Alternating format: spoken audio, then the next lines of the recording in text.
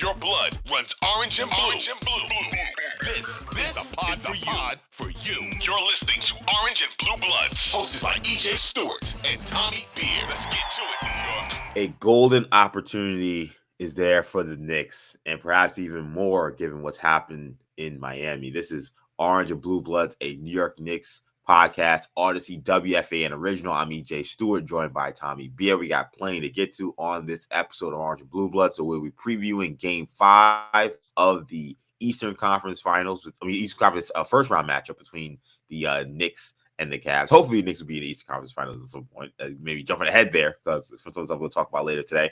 But we'll be talking about this series, first round matchup, Knicks-Cavs. Knicks up 3-1, opportunity to clinch this series and move on to the next round. That would be the Eastern Conference semifinals. So we'll talk about what has to happen for that to take place. We'll also talk about some of these regular season awards that have been going out. We had one that went out yesterday. We had a Knicks finalist that did not win Most Improved Player. Lowry Won for the Utah Jazz winning Most Improved Player over Jalen Brunson. Last week we had Malcolm Brogdon winning Sixth Man of the Year over Emmanuel Quickly. So we'll talk about some of these regular season awards and these results. And I did mention how things are shaking out in the Eastern Conference playoffs, and there is a big development happening in the first round matchup between the Bucks and the Miami Heat. The number one overall seeded Milwaukee Bucks down 3-1 to the Miami Heat, the 8th seed, and that is the next matchup potentially for the New York Knicks, the winner of that Bucks Heat series. So very interesting things happening in Miami. A virtuoso performance from Jimmy Butler in Game 4. So we'll talk about all about that on Orange and Blue Bloods. I got my guy Tommy Beer with me as always. Tommy, how you feeling? Is it possible we're one Knicks win and one Heat win away from a New York-Miami second round series? Just doesn't seem possible, but here we are, and it should be a fun couple weeks, hopefully. Now, looking ahead, we'll focus on Game 5, but we would be derelict in our duties if we didn't at least pay attention to what's going in that Milwaukee Heat series, because there is, if there wasn't pressure on the Knicks to get the job done, 24 hours ago, there's significant, as you mentioned, there is a golden opportunity in front of the Knicks on the Knicks plate here. So let's see if they can eat up. Exactly, because it's almost like watching that game on Monday night. As much as it was good for the Knicks to see what happened, part of me was like, I don't even want to talk about the next round. I gotta hope the Bucks win just so that we kind of like table that conversation. But 3-1, Bucks down. There's no tabling here. We had to talk about what that means potentially for the Knicks, especially where the Knicks are in their series. So let's get right to it. Again, this is Orange and Blue Bloods, a WFAN Audacy original, a podcast you can get wherever you get your podcasts, including the free Audacy app. Make sure you hit the auto download feature on your streaming service so you can get these episodes every time we drop. We drop 3 times a week. So this is episode number 2. We'll have a recap of Game 5 after they play that game on Wednesday. So we'll be back with you guys on Thursday. So plenty of good stuff here. So make sure you keep it locked in. Orange and Blue Bloods, WFAN Audacy original. So let's begin with this opportunity that the Knicks have in front of themselves in this series. So they had the opportunity to win their first playoff series in 10 years. 2013 was the last time the Knicks made it past the first round. That was when Carmelo Anthony and J.R. Smith and Tyson Chandler was leading the Knicks. Now they have the same opportunity right ahead of them here with the Cleveland Cavaliers. They play Game 5 in Cleveland on Wednesday. The Knicks are coming off 2 emotional home wins in Games 3 and Game 4 at Madison Square Garden. New York has been led by star guard Jalen Brunson. He's averaging 24 points a game. He's shooting 45% from the field, along with 5 assists and 4 rebounds in these playoffs. But they'll need more from Julius Randle. He is suffering through one of the worst stretches of the season, maybe the worst stretch of the season for him. He's scoring just 14 points a game on 32% shooting for this series. He was benched in the fourth quarter of Game 4. Meanwhile, the Cavs are also looking to bounce back in a major way after dropping 2 games on the road. Donovan Mitchell, their all-star point guard or all-star shooting guard, scored just 2 points in the fourth quarter of their Game 4 loss at MSG. So, Tommy, what will be the key to the Knicks clinching this series on Wednesday? Yeah, I think it's the things that they have done well that have got them to this 3-1 lead. Just that's kind of their secret sauce. It's nothing crazy. It's nothing outlandish. rebound the basketball. They're 3-0 when the team that leads the game in rebounds is won all four of these contests. Right. The Knicks are 3-0 when they win the turnover battle. So it's just those little things that take care of the basketball, rebound the basketball, defend. Obviously, I think the first quarter in this game 5 will be particularly important, a little bit more so than previous contests and maybe regular season or postseason games, because obviously the Cavs' confidence is shaken. The weight of expectations is, of the pressures obviously shifted to Cleveland.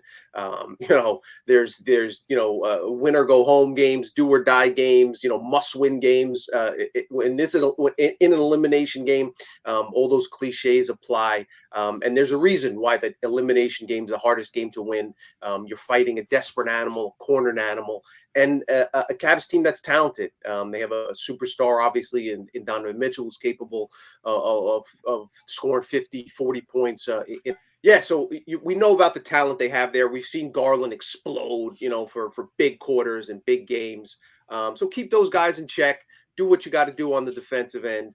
And again, it's not complicated. You have keep the game close. Obviously Knicks fans would prefer a blowout, but you have the ultimate closer in Jalen Brunson, who's proven what he can do. He's been the best player in the series. And obviously the X factors. What do we get from Julius Randle? How does he perform? Is it possible for RJ Barrett to maintain the momentum that he's built up for the 2 games in New York? So should be a fascinating game. And again, do what you do well and control what you can control. And ideally, you want to get out to a good start. You don't want to get, because obviously, you want to keep the Cavs on their toes and have that there's going to be an anxious feeling at tip-off in that arena amongst the players, the coaching staff, and the fans. You want to keep that, you don't want to let them breathe a sigh of relief. You want to keep them on their toes all night. Yeah, I mean, you mentioned that anxious feeling. I mean, again, kind of just seeing the other side going on, what's happening in Cleveland and some of the reaction. I mean, they are right now stunned kind of what's happening. So I do agree. I think the first quarter will be important. If Knicks can weather a big storm in the first quarter, if they can even get out to a lead in the first quarter, that could really take the crowd out of it very quickly, and that could end up shaping how the rest of that game goes. I think one of the keys for the Knicks for me will be to find help for Jalen Brunson. I think that in a lot of these games, the Knicks have really not played a full, complete game offensively yet, still, despite being up 3-1. It was Hart and RJ in game 4. It was RJ in game 3. Game 1, it was Randall and Hart. But they haven't gotten, 4 or 5 guys really in the mix to kind of complement Jalen Brunson's offense. It's kind of been a mixed bag of guys. And I think that it's going to be important that the Knicks get some of these guys going. I know Jalen Brunson is going to play relatively well. That's just kind of who he's been. But and usually they'll get someone else to play well, maybe one other guy, but they're going to need, I think, another guy or 2 other guys to help him out. So I'm looking at Emmanuel quickly as a guy to say, hey, like, he's got to break out of this funk at some point. I mean, he's only had 1 game, I think, in 2 games, I guess, technically double figures. That game 2, I don't even count, but he really hasn't made an impact in this series yet. So you would think with the Cavs maybe readjusting their defenses to how RJ is playing, maybe that opens things up for Emmanuel quickly more. I mean, he's got to get going at some point. And, we can talk about Julius Randle. I mean, he has struggled mightily in this series. I said on podcast we recorded yesterday that I don't see him as a playoff player just because that's what I've now seen 9 games in. If he could break out of this, that would be a great thing. But they're going to need someone besides Jalen Brunson, I think, to help. It's kind of like the opposite of what you think normally, I think, in the playoffs, where you say, your stars win on the road and your role players kind of win games at home. I think for the Knicks, if they're going to win this game, it actually may be the opposite. I think you can kind of expect to get a pretty good game from your star and Jalen Brunson, but you need these other guys to give them something. If he doesn't get anything from those guys, then the Knicks will not win this game because the Cavs are going to be playing with desperation. I am going to call an IQ breakout game today. I'm going to. Wow. Okay. Yeah. Again, we'll record on Tuesday, so it'll be Wednesday. But I think IQ's due. He hasn't taken a lot of shots. He's 2 of 3 from the 3-point arc in the previous contest. So it seems like he's kind of trending in the right direction. I think he'll get. They haven't released the injury report yet. It sounds like Grimes. I would assume he'll be listed as questionable. But we still got some time there. We'll see if we get any update from Tibbs after shoot around on Tuesday. or after Tuesday's practice. So we'll see how that goes. I would probably expect him not to play. They obviously won Game 4. There's no need to. It doesn't seem like there's any need to rush him back. They need him healthy if they're going to make a long run. So probably err on the side of caution. If he doesn't play Wednesday, then you maybe bring him back Friday at the Garden. But as you mentioned. There's a lot of uncertainty there. I'd like to see McBride get a few minutes. We've talked about that. Can Obi continue to play well in spot minutes? But I think IQ's due. He's just too talented of a player. He struggled through the first 4 games. We have an 80+ game sample size this season. He's been his 3rd best player, and has really been defensively he's done his job, done exactly what you've asked. So it's certainly not like he's had no impact. But offensively, again, he's just too talented of an offensive contributor. We know he can knock down threes, get into the lane. I'd like to see him drive a little bit, maybe get to the free throw line, see the ball go through the basket a couple times, and then get in the paint.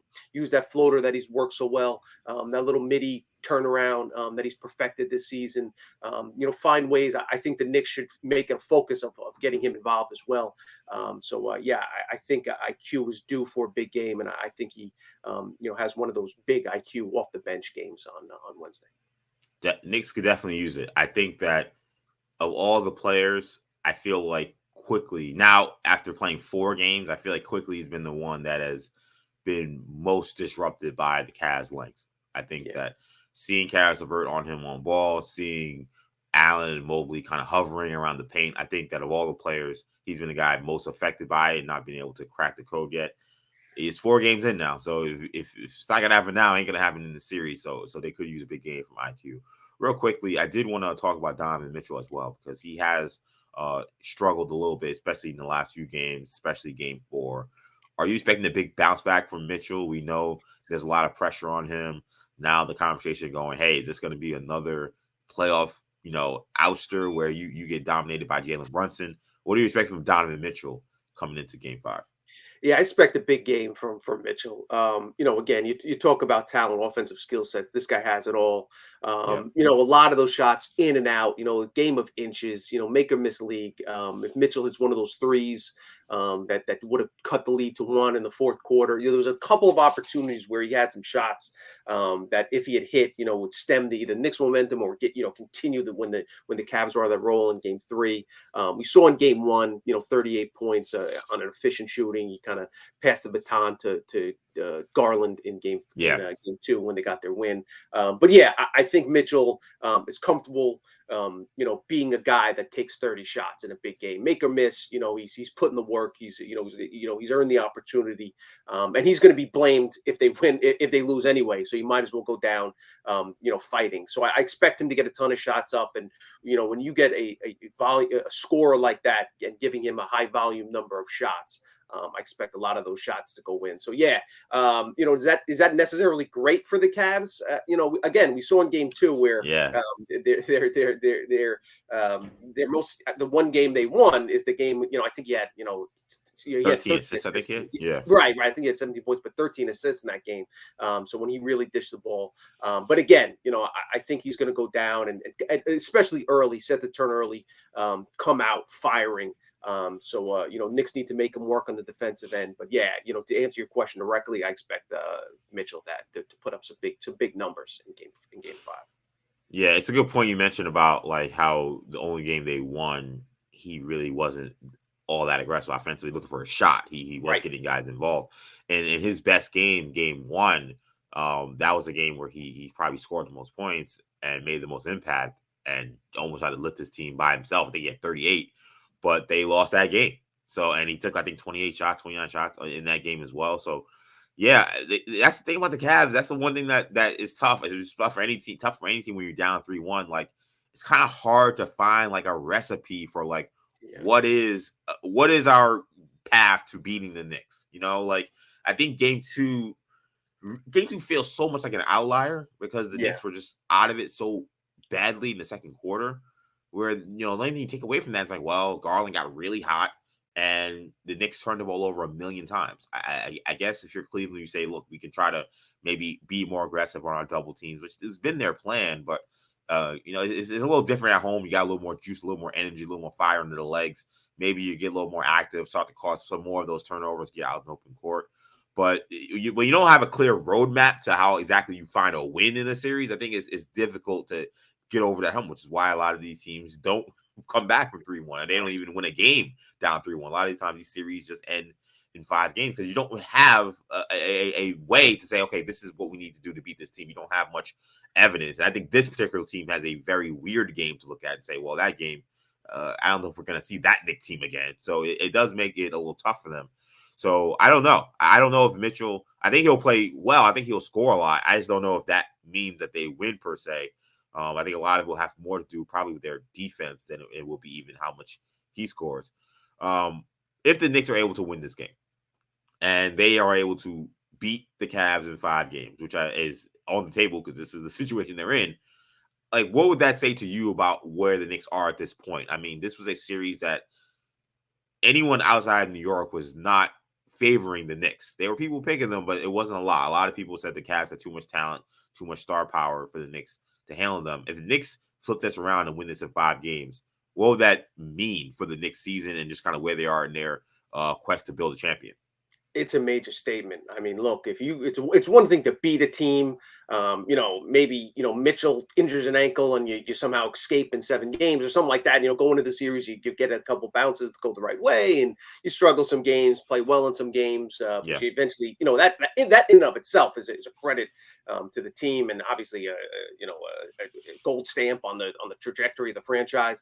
But if you're able to knock this healthy Cavs team out in 5 games, and again, as we've talked about, with your leading scorer struggling mightily, with your third best player, not being able to buy a shot on the offensive end, it just speaks to the depth. It speaks to Brunson's brilliance. The centers, the 2-headed monster of Mitch and Ihart, their ability to dominate the paint. It is a major statement by the Knicks, by this team, by this franchise. And look, we'll talk about the Heat and the Bucks kind of scenario. But if you want now you got to get serious. Now you got to get greedy. If you can knock the Cavs out in 5, you give yourself time to rest. Grimes more time to recuperate. Randall, if the ankle's barking on him, a couple days to ice and all that rehab stuff. Maybe he gets a little bit healthier. Those are the things you're thinking about if you're, thinking about making a long run at this point that the Knicks have to do so. So you want to take care of business. And again, we'll talk about the Miami Milwaukee series, but that opportunity is sitting there. So now is the if you are serious about making a run to the Eastern Conference Finals, which isn't crazy, because at this very moment, I'm not sure what Vegas has I think that the Heat are probably favored to win the series. Like minus 150 or something along those lines, but slight favorites. Obviously, with the 3-1 lead, no one's counting out the Bucks. But the Knicks are now favored. If both teams, Miami and both favorites advance, now both series favorites, Miami and the Knicks. Not only will the Knicks, show that they could beat the Miami in the regular season, they'd have home court advantage. Vegas would probably have them favored to advance to the Eastern Conference Finals. So all this stuff is on the periphery. If you want to make it seem more realistic, get the job done Wednesday night in Cleveland. Yeah, and then you talk about rest and versus getting ready to go for a second round series.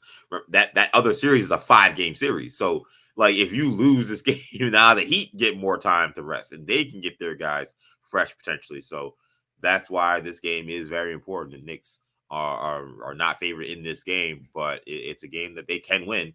So it's gonna be big for them. But yeah, if they win this series in 5 games, it would just speak to the great job that Leon Rose has done building a true team, which is what I think sometimes we really lose sight of what's like important in terms of building a champion because we get so focused on superstar, and like we know that is important. We know almost every team that's won a championship in the last 50 years, maybe, like they almost always have had at least one superstar. But you still need to build a good team. Very few teams have won championships that had a superstar but didn't have a well-balanced, strong, solid team. And the Knicks have at least built that. I'm not saying I don't know if they have a superstar given how Brunson is playing. Right. I'm not gonna say they don't. I Right. can't say that anymore. I'm gonna say I don't know. I don't know if they have a superstar, but I know they've built a strong team. And that is half the battle. So it feels like the superstar thing is not that far away. So if they beat the Cavs, that would really speak a lot to the job of Leon Rose has done in building a true team. So Knicks Cavs is a 7 p.m. start. Interesting, weird note about the programming. You can watch on MSG as you always would, but also it's on NBA TV, not on TNT, not on a national cable channel, so to speak. I guess MSG technically is, but you're not going to get it on ESPN, not getting on TNT. So if you're looking to watch it from a national perspective, you're not going to find it on those channels. You got to go to NBA TV. If you don't have NBA TV outside of New York City, you might be a little screwed. I don't know. Which is a bad job for the NBA not to have this game on one of the either TNT or ESPN like that. They kind of the way they put this is weird because there's 4 games on that night. I don't know how they messed this up, and then you kind of technically have like 3 Eastern teams because the Grizzlies are one of the teams that are playing at home, so they had to move the Bucks all the way up to 9:30, so they have an 8:30 local start, which seems ridiculous for them. And the Grizzlies, they have a 6:30 start, so they also got screwed too. So somehow they had 3 teams that are in the Eastern and Central time zone. Well, actually, 3 teams in the Eastern Central time zone, and it all kind of screwed everything up. But yeah, the NBA did not do a good job with this, and which is what I've been complaining about really since this playoff started. Is how they're putting these games together. Some of the long layoffs, none of it has made much sense. And now I think arguably the series that's been most compelling, maybe with the exception of the Kings Warriors series, is going to be played on NBA TV because you got to get LeBron on national TV, and you have 3 teams playing that are all in the same time zone, essentially. So that kind of screwed them up. But if you're going to watch this game, Knicks Cavs Game 5, MSG or NBA TV to check it out. So we will talk about the development happening in that Bucks Heat series in a second. But I do want to quickly, because we didn't mention it last week, and we had more fallout from the awards given out on Monday. So I want to mention it real quick. Jalen Brunson, he came in a distant 3rd place for NBA Most Improved Player. He was one of the finalists, but he did not finish higher than 3rd in that running. It was Lowry Marketing of Utah Jazz, who was announced as the winner on Monday night. He won that award going away. That comes just days after Malcolm Brogdon beat out Emmanuel Quickley for the NBA 6th Man of the Year award. Quickley was at one point seen as the favorite to take home that trophy. So I'll start with the Brunson thing because that's the most recent thing. Are you surprised by how far the voting was? He got only 4 first place votes when it came to the most improved player. Yeah, I was. I wasn't surprised that he lost, but I was surprised that it was as lopsided as it was. There's a great case to be made for marketing. I think the argument against Brunson, if you listen to some folks, is he was so good the second half of last season. From December when Luka went down to the end of the regular season, and then obviously stepped his game up to another level in the postseason, which we've talked about. So I think that, his expectations were ramped up. So while he exceeded the expectations and improved year to year in terms statistically, I think a lot of folks obviously weren't expecting him to play as well as he did, which is why he was one of the finalists for the award. But for Marketing, who was kind of jumping around from team to team, hadn't really established an identity, to go to Utah and really play at the level that he did, I think it does make sense in that respect. Yeah, I was no problem with Marketing winning that award. I mean, I've been a Marketing fan who felt disillusioned by his own play. I thought he could be an all-star player when he was drafted and when he was coming up in Chicago, and he never seemed to reach that potential. So this season was a great surprise to me. Like, I thought the fact that he was the main piece that they got in that Donovan Mitchell trade, I didn't think was great by Utah, but I thought they in part wanted it because they wanted to lose. I think he kind of ruined some. I think he ruined some of their plans by being an All NBA caliber player. So, shout out to Lowry Marketing. He had a great season, so he definitely deserved to win. I was a little surprised just how the voting worked in terms of why he won by such a large margin. I think we've seen some inconsistency when it comes to like how these awards have been given out.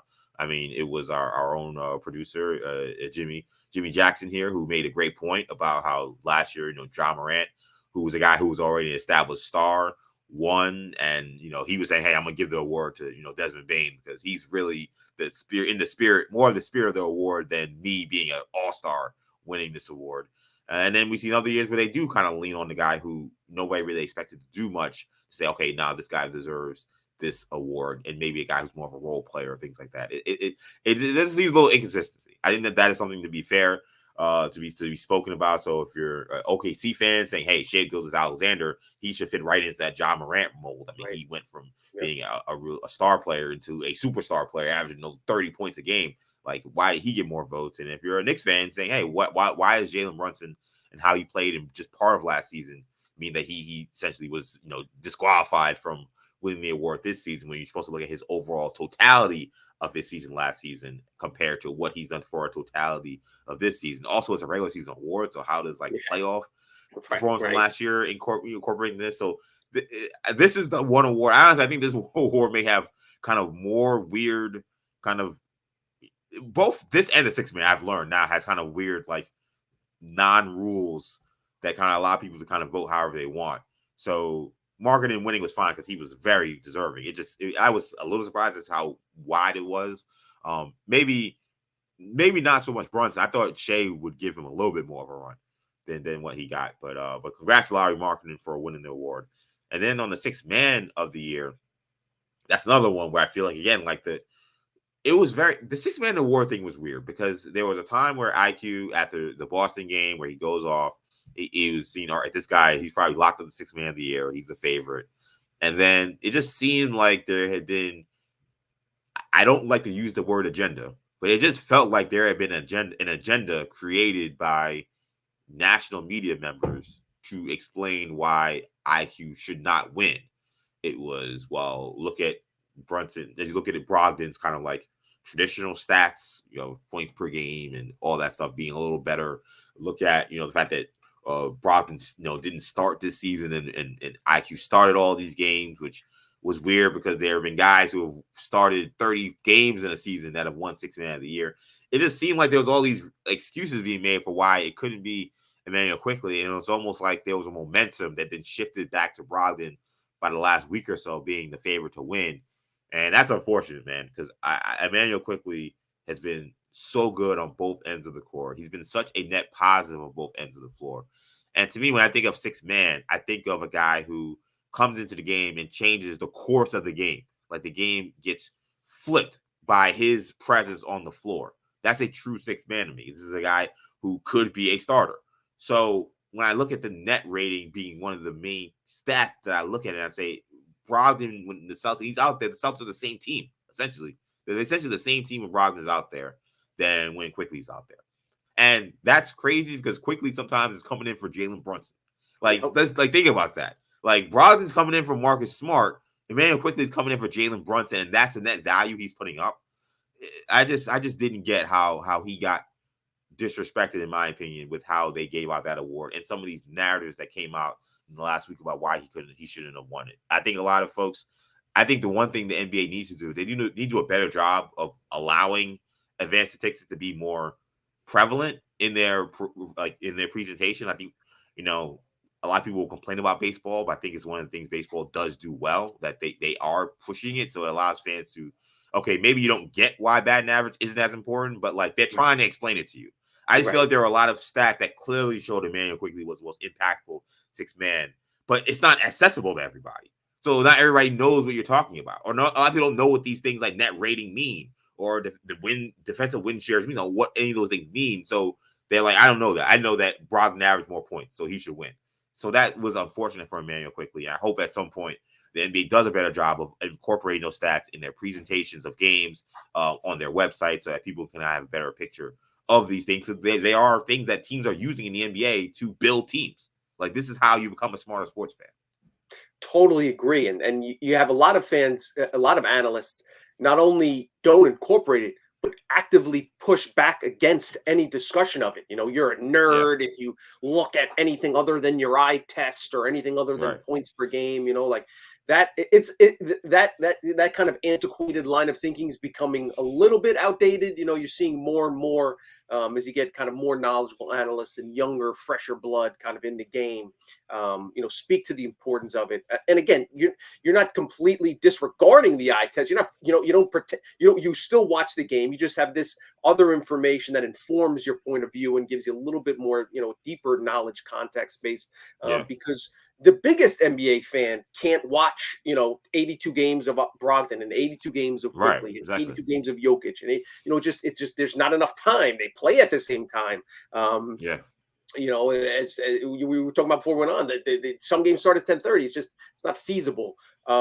Yes, I totally agree with you on the IQ point. To me, the weirdest argument against IQ, and this seems to really be, I don't want to say the only argument, but the strongest argument against IQ was he started a bunch of games. Like, yeah, but that's what you want in a six-man. If your starter goes down, he has the ability to not only play well off the bench, but to slide into the starting lineup for 5 games at a time, and then go back to the six-man, then start 3 games when the starter sprains an ankle, then start 4 games in a row when he, is non-COVID, whatever the case might be. The ability to kind of shuffle in and out of the starting lineup while still maintaining, as the central focus of that bench unit, is a feather in his cap. And it strengthens his case as opposed to weaken it. So that's the one thing, as far as a narrative, point of view that I really didn't understand, how somehow it was better that Brogdon didn't start a single game.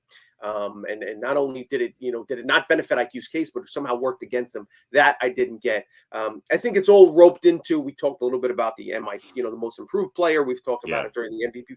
There's no set definition, like to this day, what makes a player most valuable? Is it the best player on the best team, or is it the best player? All these things. So while it makes for interesting conversations on sports talk radio and podcasts and First Take, etc., for guys like IQ, it kind of sucks because there's, that you can't point out to why he didn't deserve it, why Embiid, Jokic had better all these other things.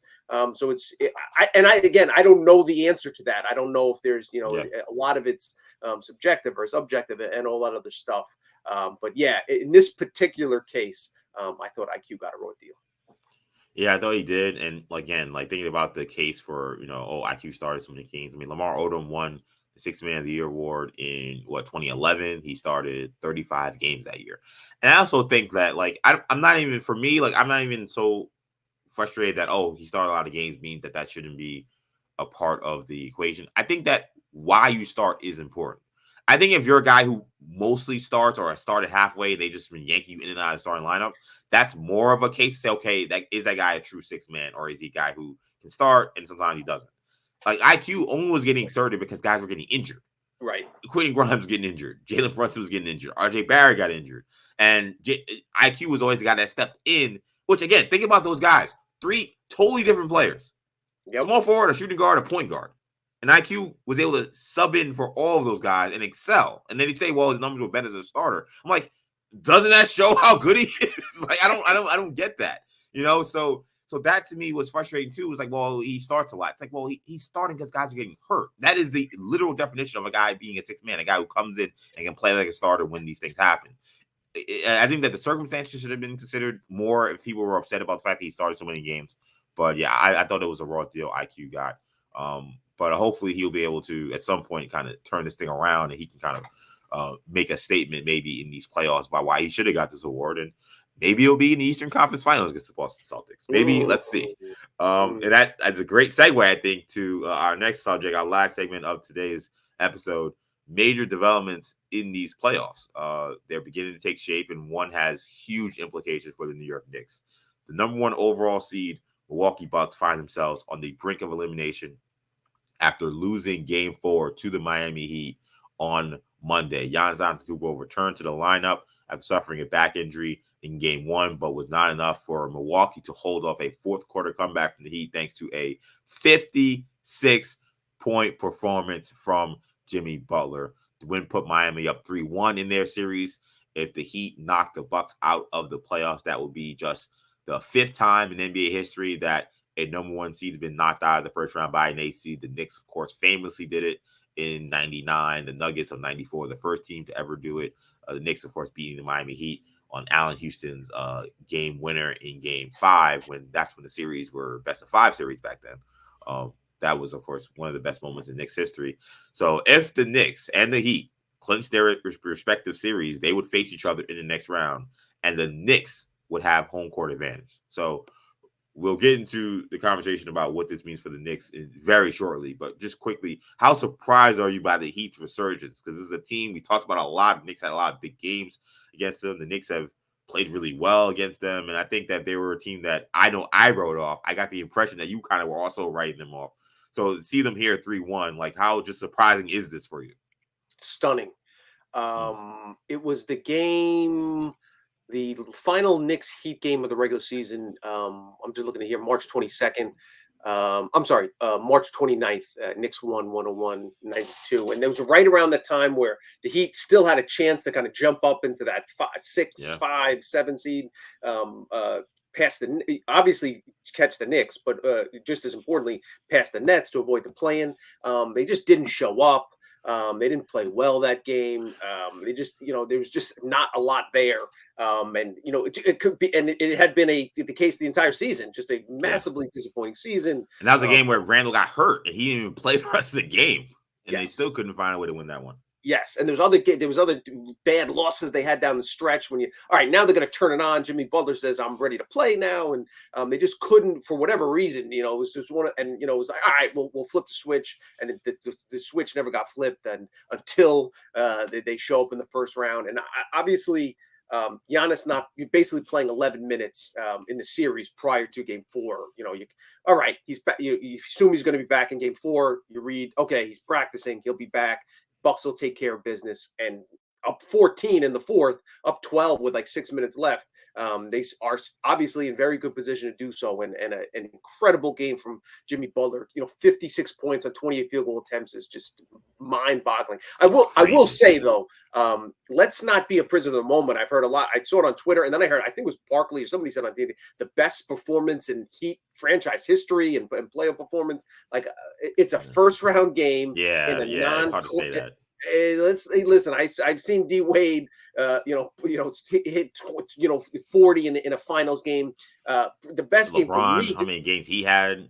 LeBron, the game 6 in Boston, 2011. After they had lost the prior year. To me, that's I don't want to say it's my favorite LeBron game of all time. I don't know if it's his best game, but the stakes and the pressure that was on, people forget. They lost the prior year to Dallas, and then if they had lost that next year, I don't know what happens with the way the Heat might have been broken up. The Heat might have been broken. Something crazy would happen. Yeah. Spoelstra maybe gets fired. I don't know what happens, but something happens if they lose that game and LeBron goes for 45, 9, and 11, whatever he had. He just said, like, because the narrative, and it was fair to criticize LeBron up to that point. He couldn't deliver in the big game, like he just hadn't done that, hadn't won a championship yet, etc. He did in that game, and that kind of flipped the script. They came back on Game 7. So 45 points and 15 rebounds in that game. I mean, and just dominant. And that was 19 for 26 shooting. And that was a great Celtics team, with a lot of proven grizzled veterans at home and a raucous, Boston crowd. And again, everyone assumed that LeBron just wasn't never going to be a great player, up until that point, because that was like his stamp. Anyway, back to the case at hand. So not to take anything away from Jimmy Butler, just if you watch it, mind-boggling, like out-of-body experience from Butler. So a ton of credit to those guys. So yes, to answer your question, I am shocked that the Heat are there now. If we look at the bigger picture, it's impossible to overstate how much, as if you're a Knicks fan, you want. I understand there's the history and you're worried about the Heat and they can play. You want Miami to win this series. If you play Miami, you have home court advantage. You have a team that you beat during the regular season, and they're playing without arguably their second best player. Tyler Hero's out with a broken hand. He's going to be out 4 to 6 weeks. He won't be available for the second round series. Whereas if the Bucks kind of right the ship and win game 5 and then find a way to win Game 6, you have a Bucks team championship pedigree, talented players all over the court, and you have a getting healthier Giannis Antetokounmpo. The difference between facing those two teams, facing a Bucks team that will have at that point have won 3 straight and kind of obviously have built the momentum and are back on track, versus a Heat team that is that just basically shocked the world just to get to the second round. It's night and day with versus those two teams from a Knicks perspective. So it's I can't believe that they're on the verge of it. Giannis didn't look healthy. Obviously returned and had a triple-double, but he wasn't his physical, aggressive self. Didn't seem to kind of welcome that contact. Didn't have that bounce, that explosion. We'll see if a day off and how he recuperates. But now, obviously, anything's on the table because, if Giannis isn't healthy and Butler playing the way he does, anything can happen.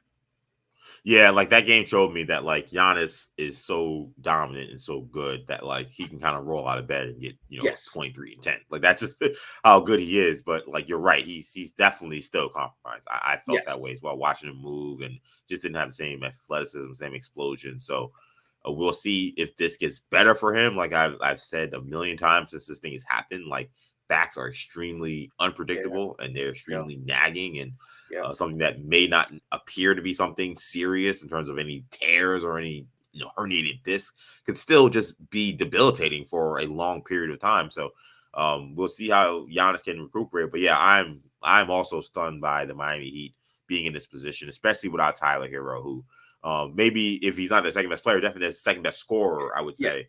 And in not having him, obviously Bam's the second best player, but Hero, they're a key component. Right, and considering this is one of the worst offensive teams in the NBA, not having Tyler Hero is a massive loss. So if you're the Knicks, a team that you've beaten 3 out of 4 times this season, all very competitive games, the games the Knicks won 3 out of 4. You get the Heat. I know playoff Jimmy Butler, as we saw, is extremely scary and a guy who can dominate games, but it's a Heat team that is also playing Caleb Martin a lot of minutes. It's a Heat team that's playing Duncan Robinson a lot of minutes because of all the injuries. Gabe Vincent's getting a lot of minutes. Kyle Lowry is like in and out of the lineup. Like you don't know when he's going to play, when he's not going to play. Unfortunately, Victor Oladipo got hurt, and I don't think we'll be seeing him in this series as well. So this is a Heat team that is kind of limping through this right now, even though they're playing so well. The Cavs, the Heat's starting power forward, Kevin Love, is a guy the Cavs, who the Knicks are up 3-1, cut because he couldn't get minutes for the Cavs team. Now he's starting for the Heat, just to give you some context there. Exactly. So this is a Heat team that is as dangerous as they are with Jimmy Butler, and we know how great Bam is. There's not a lot after those two guys. So if the Knicks get them in a second round matchup, you got to feel great about your chances of getting to the Eastern Conference Finals at that point. You got to play the games. You got to go out there and execute. Sure. And the Heat may have the best coach in the NBA. I think Spoelstra is probably the best coach in the NBA in my eyes. So they're going to be extremely well prepared, and it's going to be a dogfight. If the Knicks beat this Cavs team in 5, I don't think it will be as easy to beat the Miami Heat. But I think the Knicks would have a great shot to beat the Miami Heat. And now you're talking about a season where you're saying, hey, we'll kind of just take whatever we can get from the season before it started. Now you're looking at saying, hey, is an NBA Finals on the table? I did a show on WFAN last week, and I said after the Giannis injury that I said that a finals run was on the table because of this injury. And the way this is all turning out, now it's there for the Knicks taking. If this is the matchup and the Knicks take care of business against Cleveland, everything's in front of you. You're favored to win that next series. You got to beat the Heat. And then Philly or Boston, you take your chances. But once you're in that Final Four, anything can happen at that point. And B got hurt. He has a knee injury. We don't know what his situation is like. I mean, that's why.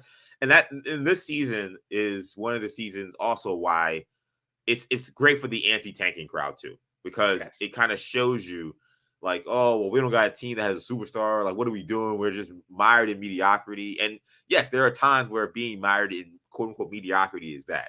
But if you exceed expectations and then you get a couple of breaks your way, all of a sudden you can find yourselves in a position to say, yo, the NBA championship is not crazy. And that's the Knicks are getting to a position where that is going to be the case for them.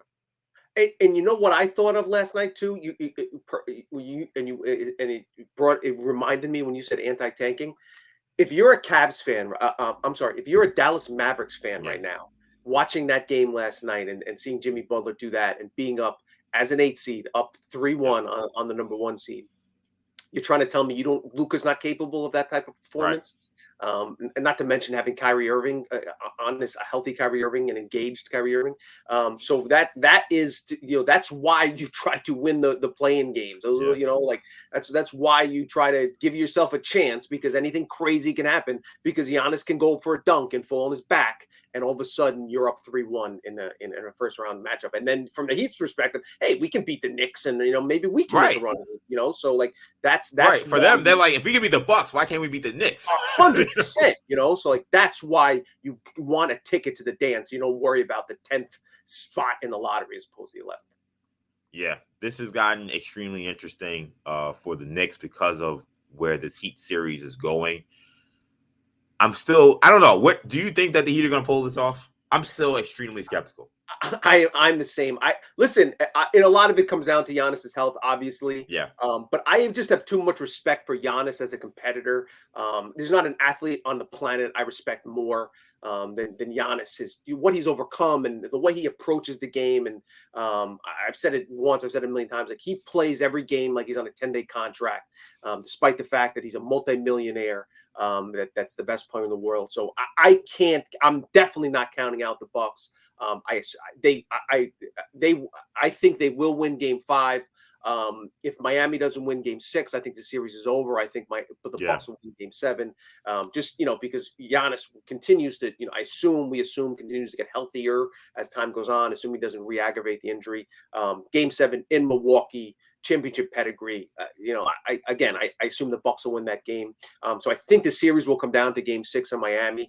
I'm not going to count out Jimmy Butler. Again, anything can happen. But if you ask me today who I think is going to advance, who the winner of the Knicks Cavs series will be, I think it'll be Milwaukee. I do think they can win 3 in a row. Yeah, I think they're absolutely capable. A lot of it's going to depend on Giannis's health, like you said. Yes, I think that Game 6 is going to be, which I think will happen. I agree. I think the Bucks win at home. That's going to be a very interesting game to watch. I think that is where that will essentially, I think, be the Game 7. I don't think Miami will go back to Milwaukee shorthanded and beat the Bucks. Now Giannis, now more days and weeks removed from the original back injury. What's weird about the Bucks is I think that I don't know why. I guess maybe because they had so many postseason failures prior to winning a championship. But like, they don't get enough respect, I think, for being a really resilient group. Like, people forget that Hawks series that they won. Like, Giannis missed like big games in that series. Like, they won essentially without him. Yes. Drew Holiday. Like Drew Holiday, Chris Middleton was a killer in that series. Then down 0-2 to Phoenix in the finals. Down 0-2 to Phoenix. Everybody said that series over. Chris Paul's going to get a championship. And then they win 4 in a row. I even think last season, I know they lost that Game 6 where Tatum went crazy against Boston, but they played that whole series without Middleton, and they were in the driver's seat to win. They are an extremely resilient team. So I don't want to completely write them off. I was in Boston for that Game 7 in the building, and Grant Williams 7 3-pointers. That's basically what kept them from winning a championship, in my opinion.